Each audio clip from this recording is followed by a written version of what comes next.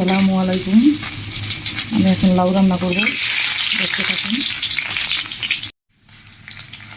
আদা রসুন, হলুদ মরিচ, হলুদ মরিচ, একটু পানি, লবণ, অল্প কাঁচামরিচ। এখন একটু কষিয়ে তারপর লাউ দিয়ে দিব। মশলা কষিয়ে নিলাম, দিয়ে দিব। লাউ কষিয়ে হালকা জল দিয়ে দিব। এখন ডেকে দিব কষানোর জন্য।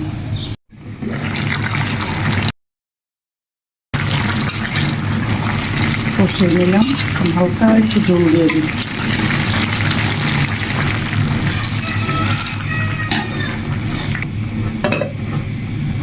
বলক চলে আসছে, মাছের মাথা দিয়ে দিব।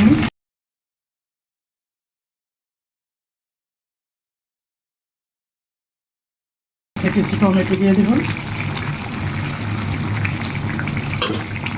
দেখে দিব। রান্না কমপ্লিট। কিছু ধনিয়া পাতা ছড়িয়ে দিলাম। এই গরমে ঠান্ডা একটা তরকারি, মানে শরীর ঠান্ডা রাখে এবং শরীর ভালো রাখে। খেয়ে দেখবেন এভাবে রান্না করলে। রান্না কমপ্লিট।